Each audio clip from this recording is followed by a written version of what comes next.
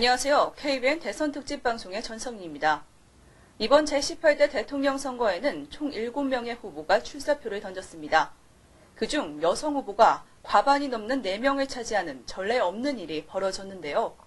여성 후보 중 새누리당 박근혜 대선 후보는 준비된 여성 대통령이라는 슬로건으로 자신의 여성성을 적극 활용하고 있습니다. 정책에는 성평등화를 강조하면서 여성주의를 내세우는 후보. 과연 바람직한 것일까요? 그렇다면 다른 여성 후보들은 어떤 정책과 공약들을 내세우고 있을까요? 황진아 리포터가 기호 5번 김소연 후보를 만나봤습니다.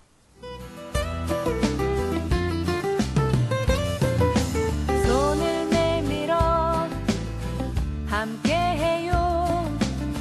조그만 집에서도 두 다리를 뻗고 행복한 내일을 정권 교체를 넘어 민중의 직접 정치를 핵심 슬로건으로 내세운 노동자 대통령 김소연 후보를 만났습니다. 정리해고와 비정규직이 없는 세상을 외치며 차별과 배제가 없는 인간다운 삶을 약속한 무소속 기호 5번 김소연 후보의 이야기. 지금부터 함께 들어보시죠. 안녕하세요, 후보님.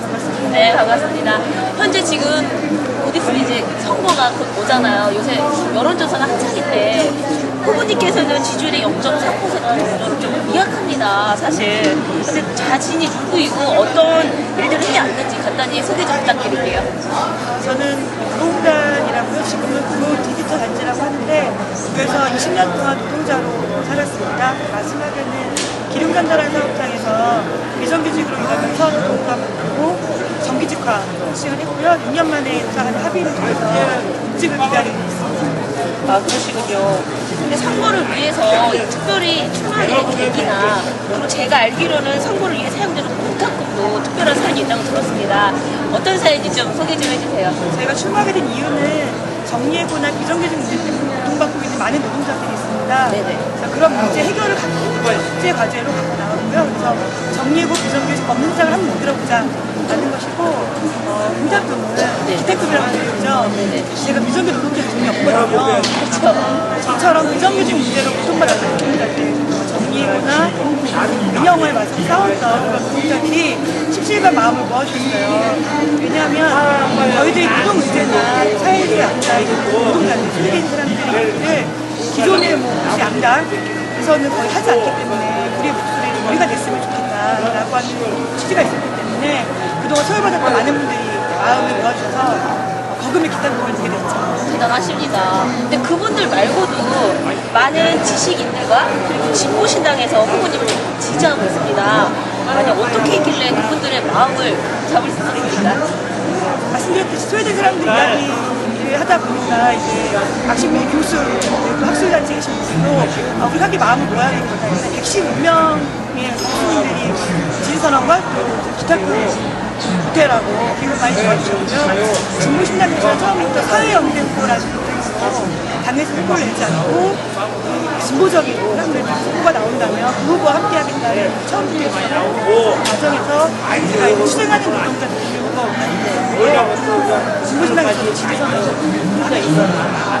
근데 경향책을 내셨는데 순간이로부터 인정을 받지 못해서 다시 만들었습니다. 어떻게 된 일인가요? 그것은 예산 문제였습니다. 제가 뭐 비정규직 정리가 없으니까 안 되겠다 그랬더니 그럼 그 예산은 어디서 갖고 오는 건데? 라고 하는 부분이었어요. 그것은 크게 예산이 따로 필요한 게 아니거든요. 그래서 그것에 대한 저희 입장을 다시 보완해서 정책 마련을 했고요. 이게 저희의 공약적 정책이기 때문에 노동자들 또는 철거민들, 장애인들, 사회적 약자인 분들이 자기 현장에서 자기 요구를 갖고 싸웠던 분들의 내용을 공약, 정책으로 했었고요. 기금 없어 마련할 건데 라고 하는 부분에서는 사실 1대 99의 사회가 있다는 게 노동자들 주권만 가난해지고 재벌들은 점점 노동자가 되고 왜 그럴까?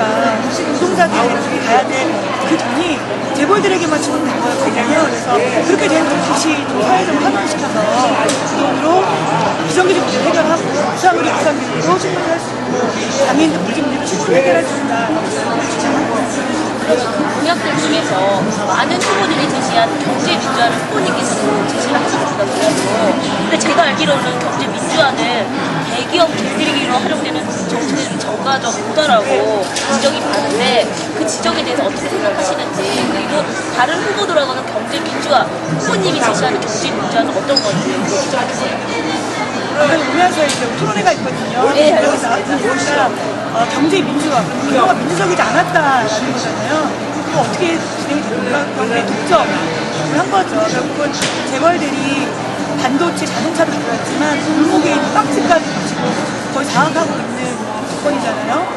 그리고 기업을 민주적으로 운영하지도 않고 있고, 예를 들면 대통령, 국회의원 다 직선인데 사장님은 저희가 뽑을 수가 없잖아요. 그러니 뭐 노동자들의 목소리 반영되겠습니까? 그래서 저희가 말하는 경제 민주화는 독점적으로 운영했던 것을 민주적으로 노동자 민주주의 돌려야 한다라는 것이고, 그 기업의 운영도 노동자들이 계속 함께할 수 있는 이런 방식으로 바꿔야 한다라고 하는 지점이 좀 다른 지점입니다. 공약들 중에서도 FTA 폐기랑 뭐 제주 해군기지 건설 중단, 주한미군 철수 등의 공약을 내세우셨어요. 근데 이 공약들만 들었을 때에는 대외 입전적으로 우리나라가 세계에서 고립될 것 같다는 생각이 듭니다. 이렇게 이런 정책을 야기했을 때 문제되는 문제에 대해서 대응 가능이 있나요? 예, 고립될 것 같다고 말씀하셨는데, 그러면 그 고립은 누가 시키냐? 라는 부분이 있는 것 같습니다. 미국이거든요. 사실 우리가 워낙 미국에 의존적으로 수출도 여러 가지 면에서 의존적입니다.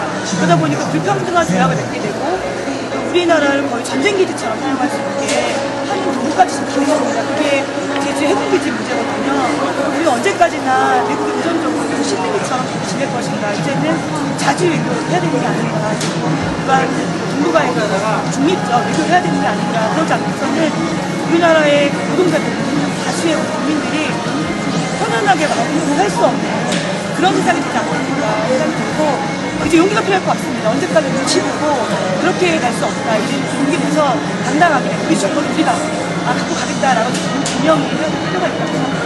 근데 이런 공약들 말고도 제외하더라도 대부분의 공약이 너무 급진적이고 비현실적이다라는 평가들이 있는데 그 평가 어떻게 생각하세요? 현실적이다라는 게 사실은 한계가 있죠. 그렇죠. 그런데 문제는 저희가 여러 가지 많은 문제가 있습니다. 풀어야 할 과제도 있고, 정리구나 규정의 문제도 그렇고, 미국에 의존한 정책들, 협약들 여러 가지가 있는데, 현실만을 본다면 우리는 아무런 진전을 낼 수 없다고 생각합니다. 우리가 미래를 생각한다면 현실에만 충동하는 그런 방식이 아니고 현실에서 한 발짝 나아가는 그런 내용으로 우리가 정치를, 경제를 끌고 나가야 한다고 생각하거든요. 예를 들면 현실에만 쓰겠다면 전 지금도 공무원제 사회일 거라고 생각합니다.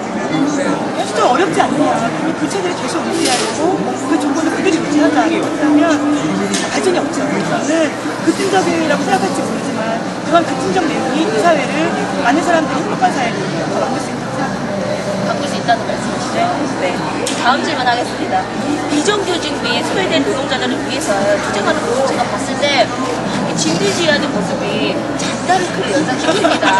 같은 여성으로서 대기업하고 대립해서 싸우는 일 좀 쉽지 않다고 생각하거든요.